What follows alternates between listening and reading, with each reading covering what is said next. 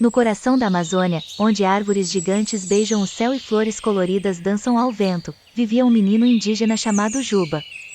Ele amava explorar a floresta com seu amigo leal, um lobo de olhar esperto chamado Apu.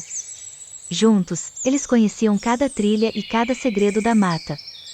Um dia, enquanto atravessavam um rio de águas cristalinas, Juba e Apu avistaram araras coloridas voando acima e macacos curiosos espiando dos galhos. Borboletas azuis e laranjas bailavam ao seu redor, enquanto veados bebiam água na margem oposta, observando a dupla com seus grandes olhos castanhos. Em um dia de sol, enquanto caminhavam por uma trilha florida, Juba e Apu encontraram pegadas diferentes na terra. Eram grandes e pareciam pertencer a um animal desconhecido. Juba, curioso, seguiu as pegadas com Apu ao seu lado, farejando o ar com atenção. As pegadas os levaram a uma clareira escondida, onde uma majestosa onça pintada descansava sob a sombra de uma árvore imensa. Juba, sem medo, aproximou-se lentamente, enquanto Apu permanecia alerta.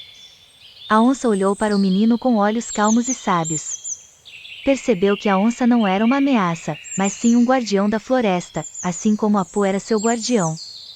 Ele sorriu para o felino, e a onça ronronou suavemente.